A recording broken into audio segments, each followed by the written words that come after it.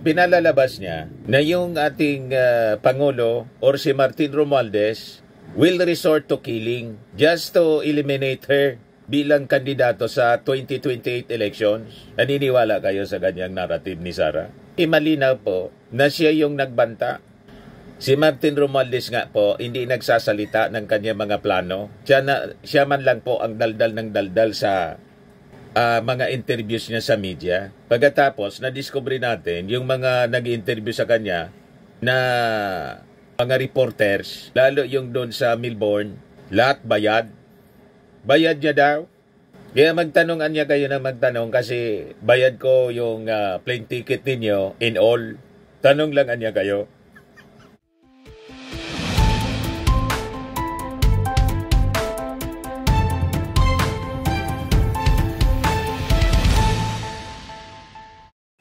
Hello po mga kababayan, si Dante Maravillas, Bicolano vlogger, broadcast journalist from Albay. Kumusta kayo mga tugang, mga manoy, mga manay, powered ng powered mga kababayan, ang mga statement ni Sara Duterte.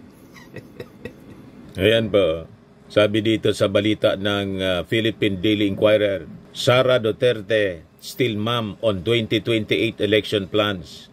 I might get killed. Baliktad po mga kababayan talaga yung lahat ng sinasabi ni Sara Duterte.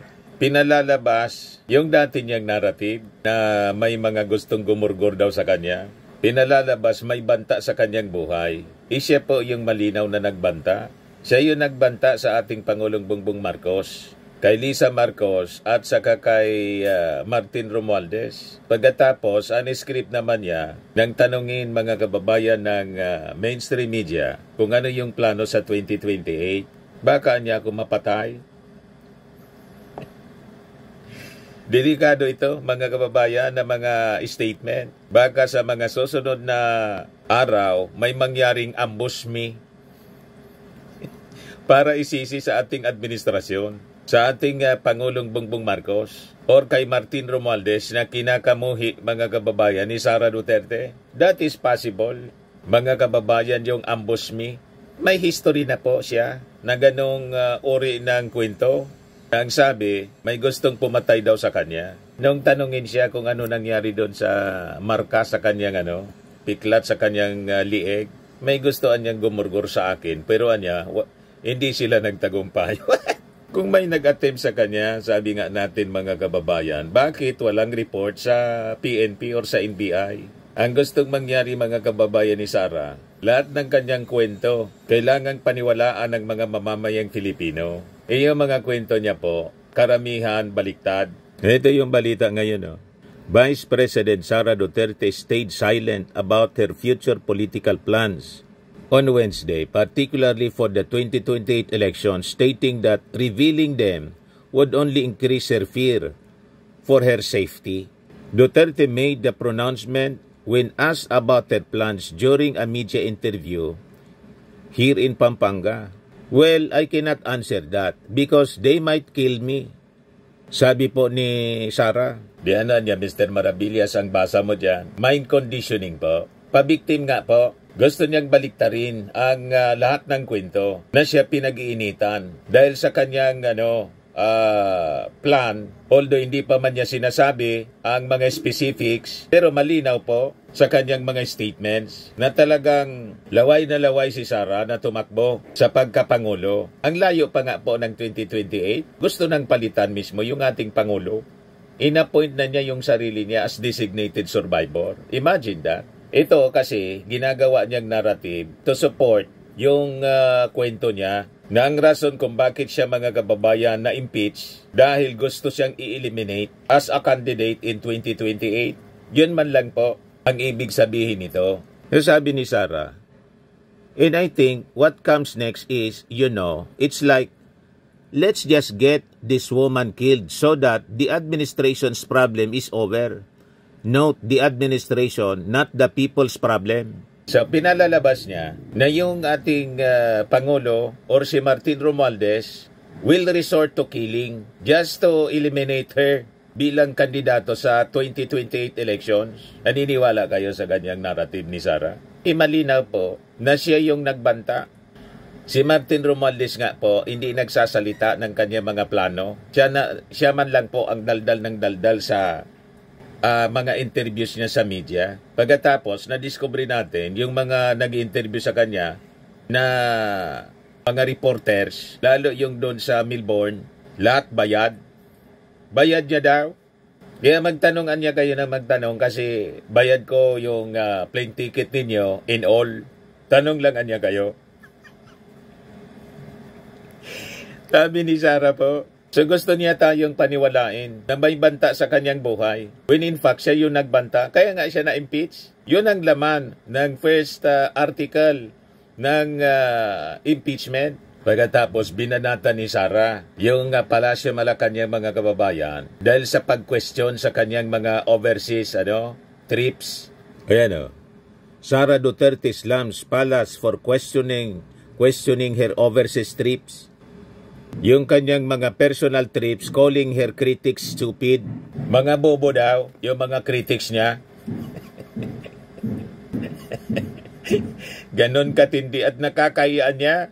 Yan sabi niya. Alam mo kasi, hindi kasi nila naintindihan. Sorry hindi ko alam if sinasadya nila na ayaw intindihin o bobo yung mga nasa administrasyon.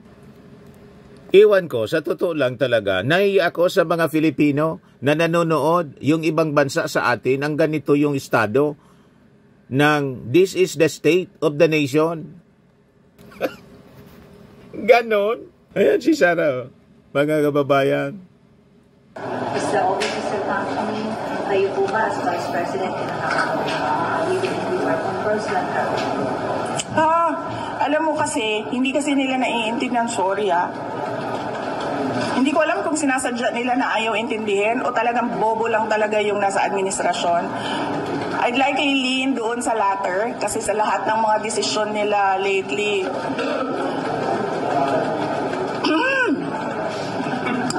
Ay, alam mo, sa totoo lang talaga, nahihiya ako as a Filipino ba na nanonood yung ibang bansa sa atin and ganito yung estado ng this is the state of the nation. She's that gal, mga kababayan. May kapal siya ng mukha na sabihin ng ganon na nakakahiya na daw ang ginagawa ng ating administrasyon. What about yung kanyang ginagawa? Alin yung nakakahiya? Yung ginagawa ng ating Pangulo na poros official trips ang ginagawa? O yung kanyang mga personal trips, mga kababayan, na hindi na nga siya makapagtrabaho? Alin yung nakakahiya? Ang nakakahiya, mga kababayan, ito. Nasabi ni Attorney Bocoy, spokesperson ng House Prosecution Panel, House Prosecutors, never pa niya na nangyari ito sa kahit anong bansa na ang vice-presidente niya, pinagbantaan, direktang pinagbantaan ang presidente, the sitting president, the first lady, at saka yung kasi ng ating Pangulo, si Speaker Martin Romualdez. Kaya niya, sabi ni Attorney Bocoy, kailangan talaga ang accountability dito. Ito po ang nakakahiya talaga, mga kababayan. Huwag kang mag-alala, ma'am, sa security ko. Kasi may kinausap na ako na tao.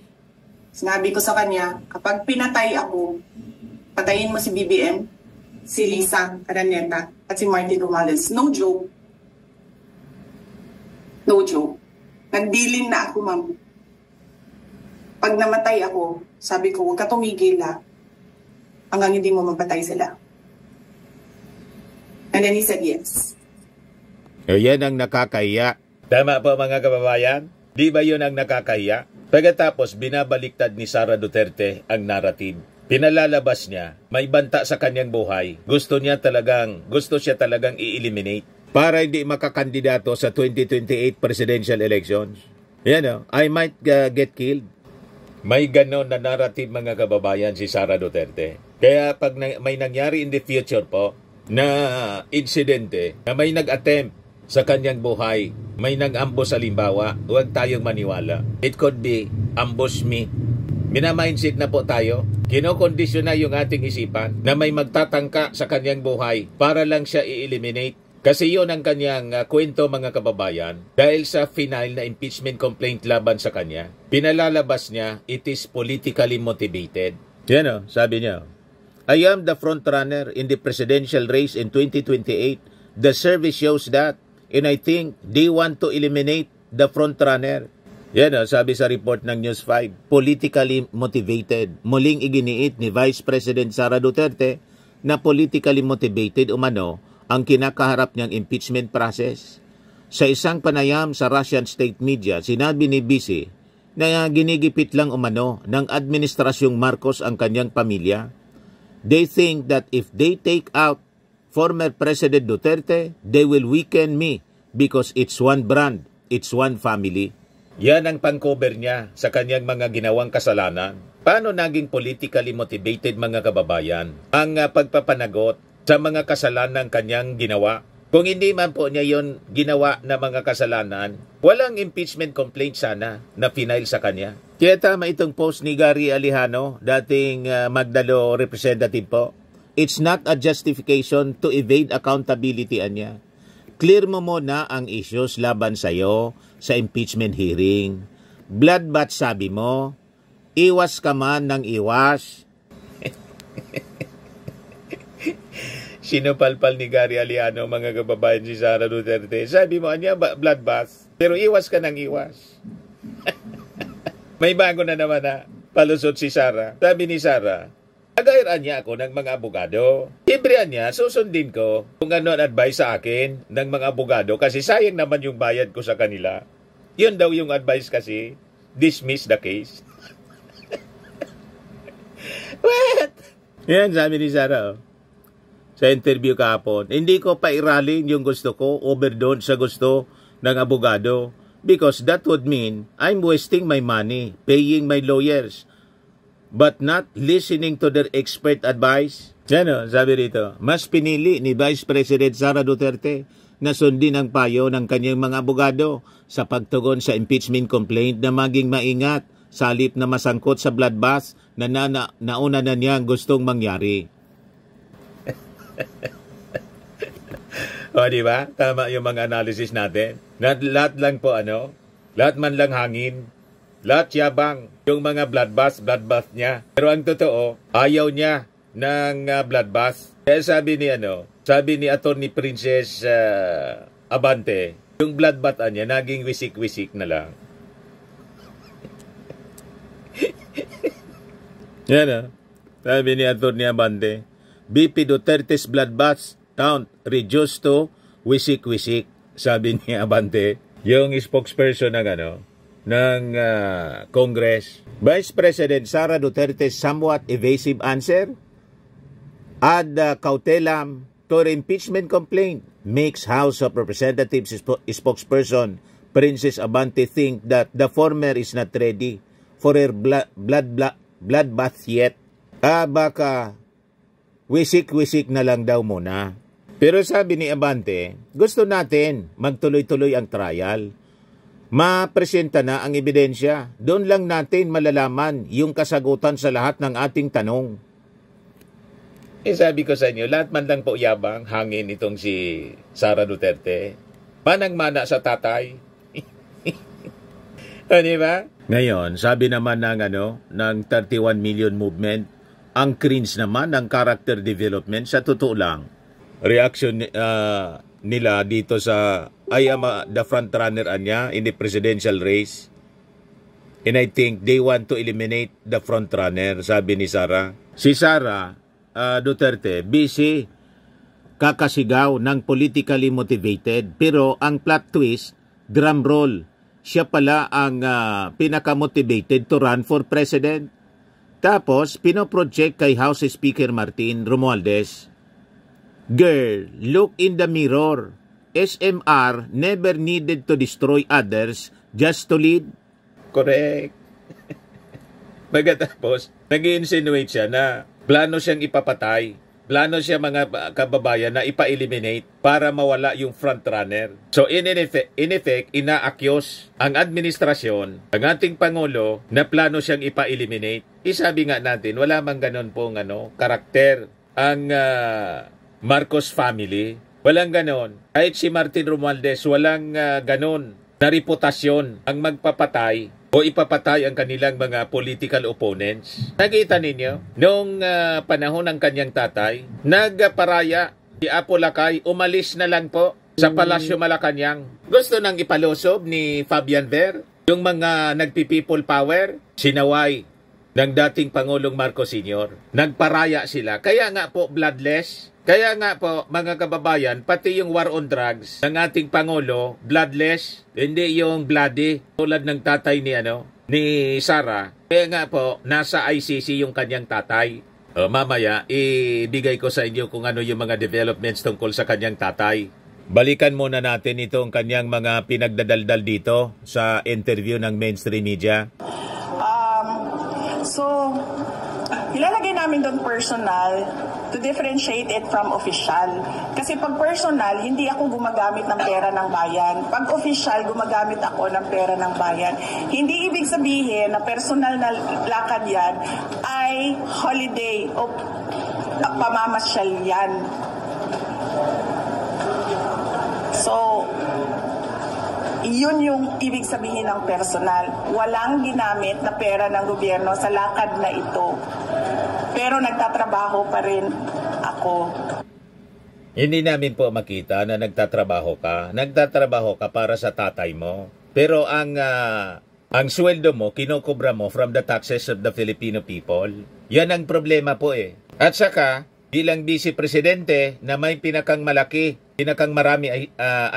na mga bodyguards, malamang sa malamang, yung gastos ng mga bodyguards po ninyo charged to the budget of the office of the vice president. Yan ang mali doon. Pero ang tinatrabaho po ninyo, nilalakad ninyo as per your admission, personal trip, pang-personal. Halimbawa pa, yung eroplano, plane tickets ninyo at accommodation, personal mong gastos. Pero yung oras mo na kinukonsumo habang sumusweldo from the taxes of the Filipino people, yun ang lugi eh. Walang kapalit na serbisyo. Yun ang punto doon ng Palasyo Malacanang ni Jose Castro nang sabihin niya na sana naman anya para sa bayan.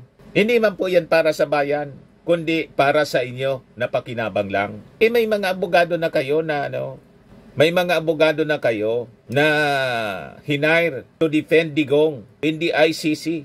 Ano pa yung kulang? 'Di ba? Magaling yung abogado ninyo. Kaya lang ni-lecture ni DOJ Secretary Boyeng Rimulya. Yan sabi ni Boyeng Rimulya dito sa report ng abogado.com.ph. Boyeng Rimulya to Kaufman, be careful with your words. You may have admitted Rhodes' guilt. Yung diniscuss natin last week, yung request for interim release ni Digong. Sa sulat mga kababayan ni Attorney Kaufman, inamin yung krimen.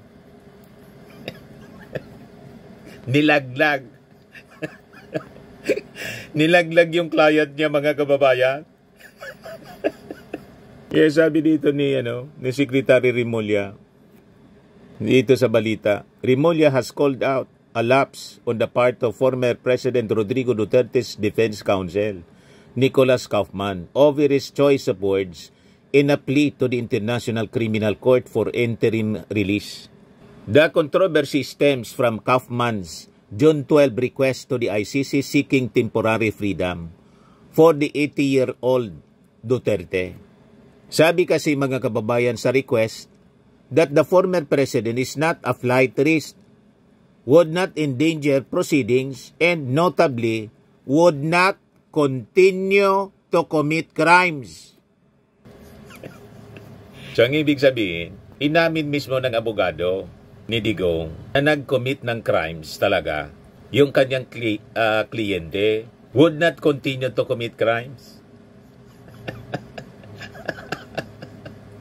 You see? Talagang nasisilo sa bibig, mga kababayan. Nauli sa bibig ang isda. Ito na ang ebidensya.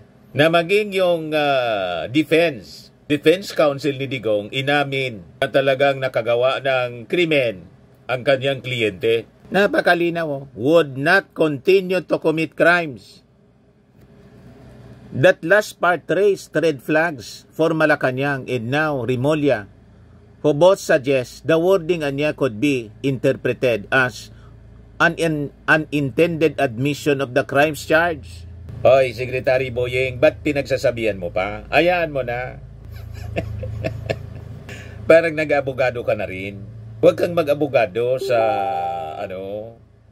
akusado. Di ba kayo yung nag-deliver sa kanila? O sa kanya? Kayo nag-deliver? Kasama ka sa inaakusa ni Amy Marcos na nagplanoan niya. Huwag mo nang advisean. Diba? Sabi ni Remolyo, as lawyers, we try to be careful with the words that we use. It might be a subliminal thing that they use the phrase, will not continue to commit crimes, he continued. The remark echoes the palace stance that Kaufman's statement implicitly acknowledges past misconduct. Huling-huli na po sa bibig, may admission, mga kababayan. Kaya mahirap talaga po na makalusot, ma-acquit si Digong. Yung mga ebidensya galing mismo sa kanyang bibig. Parang si Sara Duterte. Kaya si Sara, yung mga abogado, susundin ko yung advice ng aking mga abogado. Hindi yung bloodbath ko kasi binabayaran ko sila. Ano pa ang silbi ng bayad ko sa kanila? Kasi yung mga ebidensya po, galing mismo sa kanyang bibig. Napakalakas ng ebidensya. At yung sa corruption po, paggamit ng confidential funds, galing din sa kanyang opisina yung ebidensya. Yung mga acknowledgement receipts. Kaya nga po, ang game plan nila, ipadismiss. Walang mangyaring trial. Yun talagang intensyon, ang objective mga kababayan ng defense. At ng kanyang mga kaalyado na senador, yung senator judges ng kaalyado, hindi na dapat mangyari ang trial sa kaso. Impeachment case laban kay Sara Duterte. Ganon yun po. Kasi sabi nga natin, mahirapan po sila na i-acquit si Sara. Once na ipresenta yung tambak-tambak, bulto-bulto na mga ebidensya. Lalo pa pag pinabuksan yung mga bank accounts ni Sara Duterte. Yun ang ikinatatakot po nila, mga kababayan, na matuloy ang impeachment trial. Malinaw po yan. Ituloy natin yung mga sinasabi dito ni Sara. Sa official, ginamit namin ang pera ng gobyerno para sa lakad na ito, para sa trabaho namin sa Office of the Vice President. Yun. Hindi ibig sabihin na personal ay namamasyal. And so, yes, nagpapasalamat kami sa Filipino community ng Australia at nagpapasalamat kami sa Australian Police sa kanilang pagtulong-tulong para mabuo yung Free Duterte Now rally doon sa Melbourne. Yung Free Duterte Now, mga kababayan, well-funded siya. Bakit po? Inamin mismo ni Sara. Pati yung mga reporters, bayad. Kaya niya mag-interview lang kayong mag-interview. At yung mga participants doon, hindi lang naman yung mga taga Melbourne, Australia na mga OFW. Sabi niya, yung iba galing sa Hawaii, galing sa Amerika, etc. etc. Nagtipon-tipon doon para sa Free Duterte Now, in which mga kababayan, sa tingin natin, useless man lang po. Naniniwala kasi sila, mapipressure nila yung ICC judges na i-release si Digong, na dahil sa mga aksyon nila, lalong naniniwala yung mga ICC judges na dapat hindi i-release si Digong kasi malawak yung impluensya, baliktad yung epekto. Grabe pa niya ang impluensya pala ng pamilya Duterte. At pati ito pong kaso niya sa impeachment sa Senado, sabi nga natin, malamang sa malamang namomonitor ng mga ICC judges, pati pala niya yung mga senator judges, kakampian niya pala ni Sara ng pamilya ni Digong. So tama lang niya na wag i-release, wag pagbigyan yung interim release ni Digong. Anyway, pribilehiyo yan na binibigay. It is not a right. Yung tingin pa ang tingin kasi ni Sara, kini-question niya kasi, bakit pa niya naglagay ng ganyan? Hindi naman pala ibibigay. It is not a right. It is a privilege na binibigay doon sa mga akusado na hindi tulad ni Digong na flight risk. Kaya nga po, sa latest ngayon na balita, i-oppose mismo ng DOJ. Ayan o. DOJ totol sa hiling na interim release ni ex-President Duterte. Pakinggan natin yung report, mga kababayan ng ABS-CBN. Tutol ang Department of Justice sa pagbibigay ng interim release kay dating Pangulong Rodrigo Duterte. Ayon kay DOJ Secretary Jesus Crispin Remulla, bukod sa hindi tama ang hiling ng Duterte, hindi biro ang pinagdaanan ng pamahalaan ng Pilipinas na ilipat ang dating Pangulo sa The Hague para harapin ang kanyang mga kasong crimes against humanity kaugnay ng drug war. The case should be heard as soon as possible. But, there may be more harm than good that will come out of it if this is granted by the court. So I think it's better that we just hear the case with him present in the proceeding. Nitong June 23 ay isinumite ng Office of the Prosecutor ang kanilang pagtutol sa hiling na pansamantalang paglaya ni Duterte. Dapat din anilang isaalang-alang ang political position at international contacts ni Duterte dahil ang mga contact ng isang suspect ay nakadadagdag sa pagiging flight risk niya at posibilidad ng pagtakas. Sa request for interim release ng abogado ni Duterte na si Attorney Nicholas Kaufman noong June 12, iginit nilang hindi flight risk si Duterte. Iginit ni Kaufman na hindi tatakas, hindi hahadlang sa mga proceedings si Duterte at hindi siya magpapatuloy na gawin ang mga krimeng ibinibintang sa kanya. Sinabi rin ni Kaufman na may isa ng bansang nagpahayag ng pagpayag na tanggapin si Duterte sa kanilang teritoryo. Sinabi rin nilang kinumpirma ng prosecution ang non-opposition o hindi pagtutol sa pansamantalang pagpapalaya kay Duterte.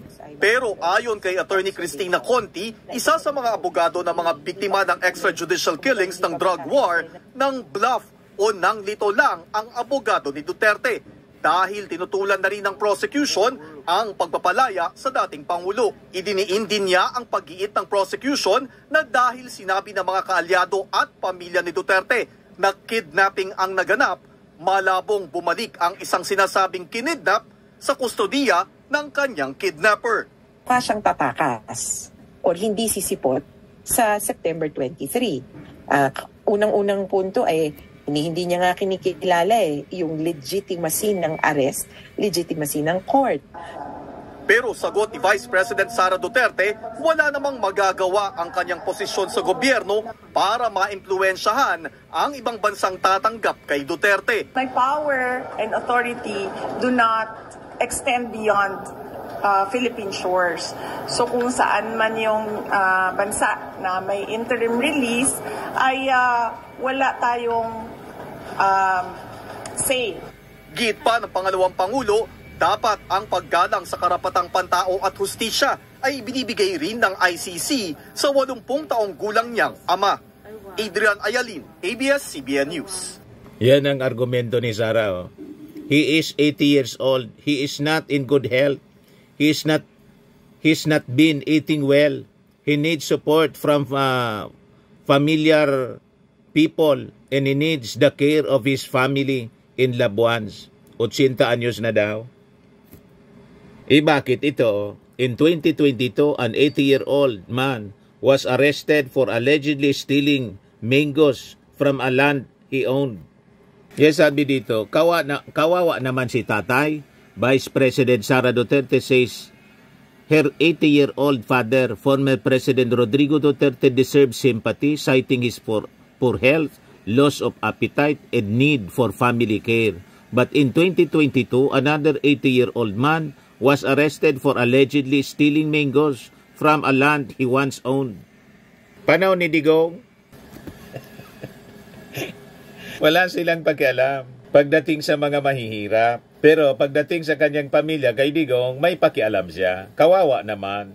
Pero yung 80-year-old, parehas yung edad sa kanyang tatay na nakulong sa pagnakaw ng mangga sa lupa na dati niyang pag-ari, kulong. Walang awa-awa doon.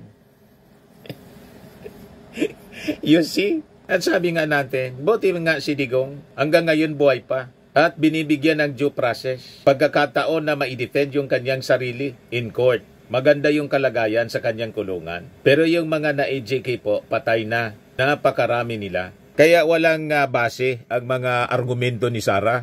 Alam mo, magkakaroon sila ng speculation na yung mga bansang pinupuntahan mo, ito po ba yung dalawang bansa? Syria at Malaysia.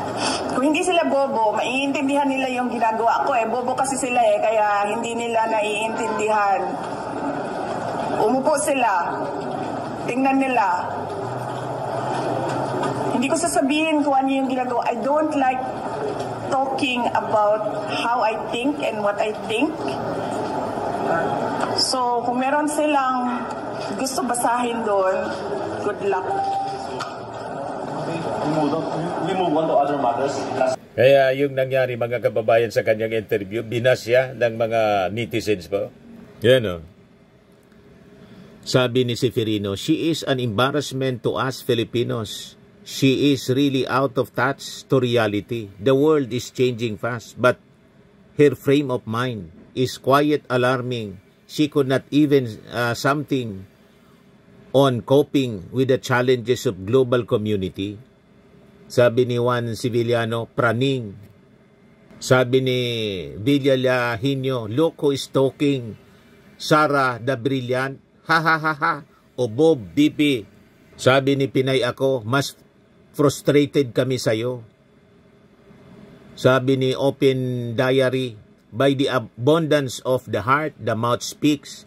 Yan nasa puso niya, madam. Madami kami nasa abroad. Sinusugal ang buhay at kinabukasan para mabago ang bansang Pilipinas. Nawa po, pareho tayo ng mithiin. Huwag puro pansarili ang nasa isip. Sabi ni Juan Roquillo Garcia, this woman really deserved to be in jail.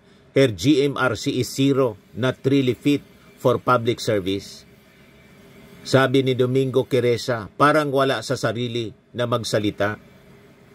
Sabi ni Cristina Halili, kapal. Sabi ni Tingwa, kami ang nahihiya dahil sa iyong kawalan ng mudo. Sabi ni Loli Garces, not fit to be BP, how much more for President, Lord have mercy. Sabi ni Ferdinand, mas nakakaya ka. Sabi ni Imelda, tama ka na dyan, Inday Sara, nakakahiya ka nga. Sabi ni Jose Di Maano, parang may tama talaga. Sabi ni Lailani Guzman, magtrabaho na lang sana po at huwag nang magsalita ng masasama.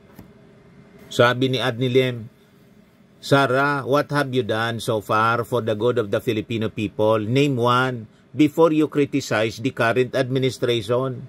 Where you are part of it, ask first yourself what you have done for the last 3 years that improved the life of the Filipino people. Sabi ni Sally Dali, mas nakakaya ka, lukarit ka.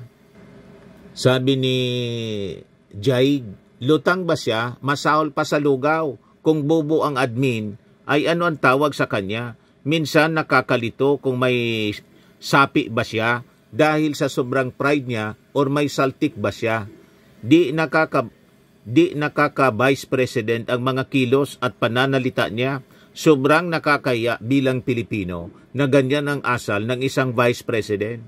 Hindi kagalang-galang, mga DDS na lang talaga ang naniniwala dyan. Hopeless case na siya. Sabi ni Agustin Morales, good luck Mary Grace Piatos. Sabi ni Malo Manikis, mas gumanda sana ang buhay ng Pilipino kung hindi mo winaldas ang milyones na pera, kung nagtrabaho ka mabuti sa DepEd as DepEd Secretary. Sabi ni Josephine Cervantes, hindi na kailangang magpaliwanag kasi action speak louder than words. Sabi ni Rusty Manalo, Mary Grace Sara Piatos, balik mo ang mga ninakaw mo. Sabi ni Iboli Sebol, sobrang stress na si BP Sara, kakaiba na, kinikilos niya. Sabi ni Chimom Cheese, working para mag-rally, trabaho po ba yan ng isang nasa posisyon na pamalaan ang bansa ng may kapayapaan, ligtas at maunlad? Sa kanya po yung mag-organize ng rally. Trabaho yun para sa kanya. Saan ka nakakita na nandun ka sa personal na rally? Inuubos mo yung panahon mo doon habang sumusuldo ka sa kaba ng gobyerno. Tapos sasabihin mo pa, nagtatrabahoan niya ako kahit nagtatravel. Yung travel mo nga, pampersonal, rally. Sabi ni Matuto Tanayo, maganda kung magpa-psychiatric test mo na ang isang ito bago tumakbo bilang Pangulo sa 2028. She is making BBM look like an outstanding president sa basic na ginagawa niya ay as compared to sa mga pinagagawa ni Sara. Sabi ni Ala Brilla, again, all talks without facts, without data. Her observations, if you are indeed frustrated, work proactively, just like what Lenny did when under your dad's time. Sabi ni Precio, sagutin mo ang tanong, paikot-ikot ka pa, same din, walang kwentang sinasabi. Walang kumampi po kay Sara Duterte. You see? Sa mga naghanap ng malinis and spacious fitness gym, pumunta lang po kayo sa aming Colossal Fitness Gym. We also offer Grab Car Rental with our brand new 2023 model ng Toyota Innova.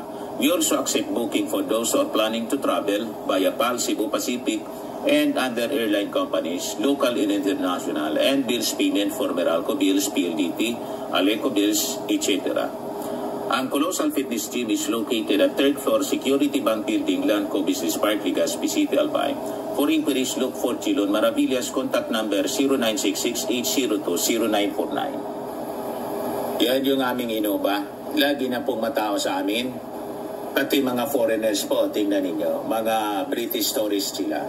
Ang lalaki ng katawan na, mga kababayan, nag-gym sa amin. Ito naman po, Indian National. Ito mga mga European sila. Ito naman yung bago naming product na binibenta online, Eye Glow Serum. Whitening po siya galing sa South Korea. Tingnan ninyo yung epekto sa aking anak na architect entrepreneur, Riz Maravillas. For inquiries, look for Riz Maravillas on FB. Ito naman po, Firmax Firming and Lifting Cream. Pinapahid po ito sa mga pulses and affected area. Mahina po ito sa mga pains at paninigas na mga kaso-kasoan. Ito po, Automax Radiant Serum. Sa mukha naman yung application. Anti-aging po siya. You will look 10 years younger than your age. Sa mga cancer patients naman po, baka lang gusto ninyo itong itry. Nengxia Red Mix Fruit Drink. Hindi man po siya gamot, food supplement siya. Kaya lang, gawa siya mga kababayan sa goji berry. Yung goji berry may anti-cancer properties. O ngayon, yung mga inquiries ninyo po, dumiritso na lang po kayo sa aming messenger para masagot namin agad. Ito naman po yung bagong product na binibenta ng aking anak na architect entrepreneur, Riz Maravillas. I am worldwide amazing pure organic barley powdered drink mix from Australia. Endorsed by actress Maritoni Fernandez. Isa po siyang cancer survivor. Yung mga health benefits niya po, boost immunity, improves digestion, enhances energy levels, packed with antioxidants, prevent cancer. Sa mga inquiries ninyo, search ninyo yung Facebook account ng aking anak, Riz Maravillas. Mag-message na lang kayo sa kanya. Sa mga mahilig po sa mga imported bags and shoes, mag-message kayo po mga kababayan kay Ma'am Eileen Rosales. Eileen Closet. Ayan po siya. Eileen Closet. Mag-message na lang po kayo sa kanya. Ito naman po yung bago naming product na binibenta online. Eye Glow Serum, whitening po siya. Tingnan ninyo yung epekto sa aking anak na architect before and now. Yung mga inquiries po ninyo, dumiretso na lang kayo sa kanyang Facebook account, Riz Maravillas.